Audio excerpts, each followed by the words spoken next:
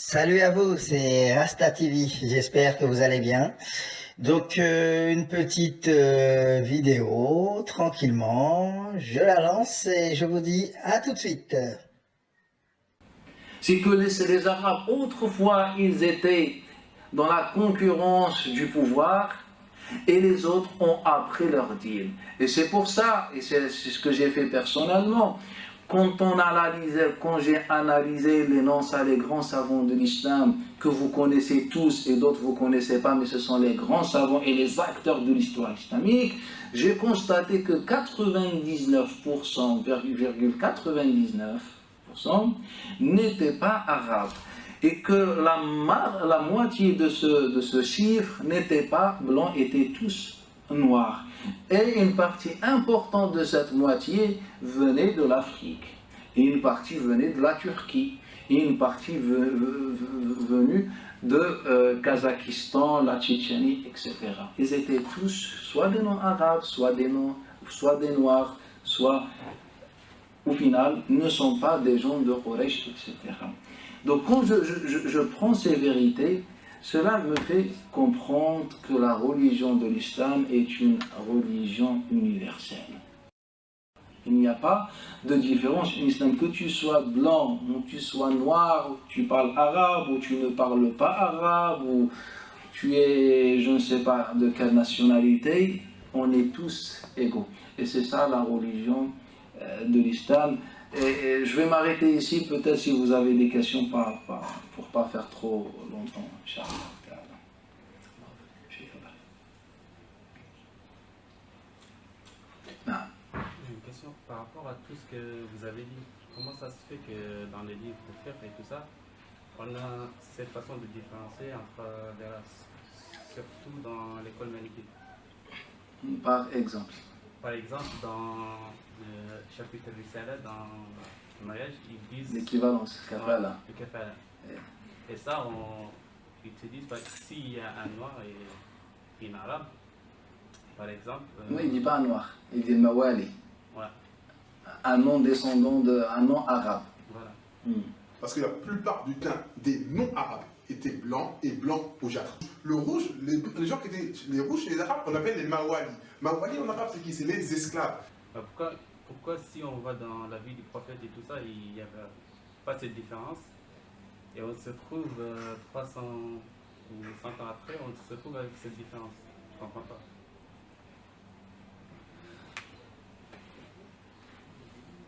Moussa alayhi salam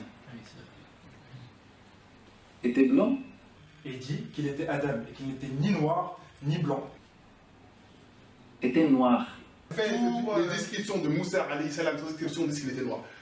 Et pas n'importe quel noir. L'imam Tabari dit qu'il était Adam. L'imam Kourtoubi, qu'est-ce qu'il dit? Il était Asma, Shadid, Asma, noir, extrêmement noir. La vraie couleur noire, je ne trouve pas le mot. C'est un hadith rapporté par Muslim, d'après Atta, d'après Abdullah ibn Abbas, Kana karijal al-Zotti. Rijal al-Zott, ce sont des anciens Africains. Et il était africain, un descendant. Certains se sont débrouillés, ils ont dit que Zott, ce sont des Perses venus de la Turquie, etc. Zott, ce sont des Africains. Mais bref, sans divergence, il était noir, très noir. Sans divergence, il était noir, très noir. Luqman, il était blanc, il était très noir. On ne parle pas des gens bruns ou juste un petit peu, très noir. Qaroun était un peu blanc arabe, non, il était très noir. Pour éviter que je vous donne toutes les chaînes de transmission. Qui d'autre? Oussama ibn Zayd, le bien-aimé de Muhammad sallallahu alayhi wa sallam. On l'appelle déjà Nuhibbu Rasulillah. On l'appelle le bien-aimé du messager d'Allah. Il était plus que noir. Son père, il était blanc. Son père, il était blanc. Oussama ibn Zayd, noir. Son père noir. Mais son fils, le fils Oussama ibn Zayd, ibn Amir ibn Zayd ibn Harith ibn Sharahil, était noir. Omar ibn Khattab était noir. Omar ibn Khattab, il n'avait pas une tête arabe. Il était noir, tout simplement. Qui d'autre? ce que j'ai dans ma tête. Mais sinon, j'ai un recueil de tous les personnages, prophètes, messagers ou des pieux dans l'islam qui étaient noirs. Sans qu'on parle de tabi'in et de salaf salih, sont nombreux. Non. Je veux savoir pourquoi dans les hadiths, on ne cite pas les savants noirs dans l'histoire du monde musulman. C'est-à-dire, par exemple. C'est-à-dire qu'on ne voit pas des références qui disent que sur les savants noirs, il y en a eu beaucoup de savants noirs. Mais dans les hadiths qui disent actuellement, il n'y a aucune référence. On ne voit pas des références qu'on dise, par exemple, vous avez cité Luqman, on ne voit pas rien sur lui. De Bilal, autre chose sur Bilal. Voilà. Ne vous inquiétez pas, Allah Ta'ala a appelé la surah Luqman. Est-ce qu'il est meilleur que ça? Sinon, on refuse Allah Ta'ala. Chaque musulman récite le Coran al-Karim, il est obligé de faire éloge à Luqman, car il y a surah Luqman. Le prophète cite les meilleurs des Noirs.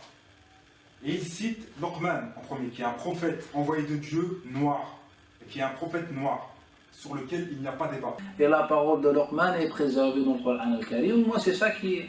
Et ça, c'est suffisant pour moi. Sinon, il y a des grands savants. Par exemple, quand on parle du mufti de toute Cham dans l'époque, c'est un savant de Tabi'in qui a fréquenté de nombreux compagnons, Abu Sallam Mantour Dimashqi. Il était l'un des grands savants, il était la référence unique dans son époque. Quand on parle des savants de Makkah, j'ai donné l'exemple de Ata ibn Abi Rabah. Ata ibn Abi Rabah était la référence, était un tabi'i.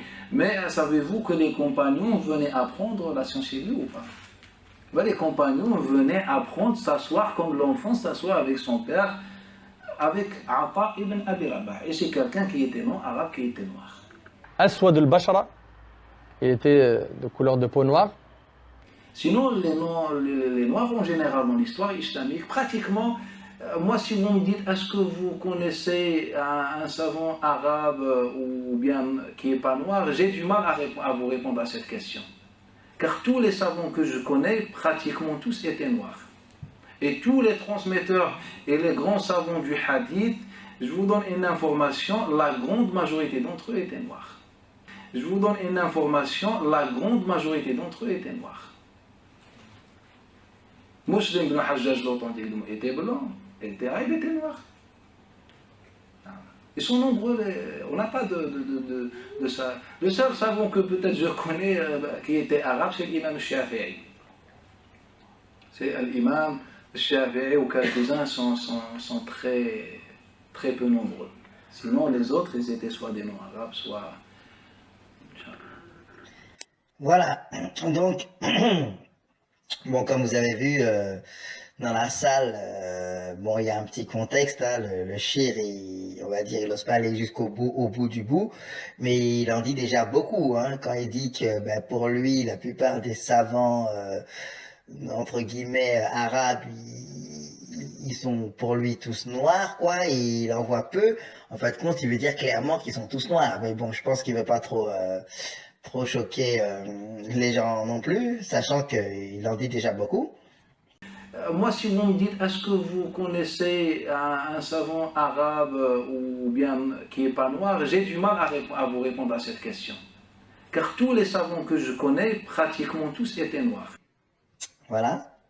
Et aussi, quand il dit qu'à un moment, on sent, il va se lancer, hein, il dit que Oussama bin Zaïd, il est noir, et il dit son père, il a failli dire qu'il est noir, mais bon, ça n'a pas été, voilà, il n'a pas senti que c'était le bon moment, donc il a dit que son père était blanc, tout simplement. Son père, il était blanc. Voilà, donc voilà, alors on sait très bien que quand il a été plus à l'aise dans une autre assemblée, ou peut-être que c'était ses élèves, etc., ben il a bien dit que le père de Sama était noir. Oussama bin Zaïd, noir, son père noir. Donc voilà, voilà, c'était la petite vidéo, j'espère qu'elle vous aura plu. Et comme j'ai l'habitude de dire, la couleur n'a pas d'importance, l'important est la vérité. Merci à tous. Et d'ailleurs, le prophète sallallahu alayhi wa sallam parlait souvent d'autres langues. Prenez par exemple le Bukhari ou n'importe quel livre du recueil du Hadith, vous allez compter combien de fois le prophète sallam n'a pas parlé arabe, a parlé soit une langue africaine, soit une langue, soit c'est la langue perse ancienne.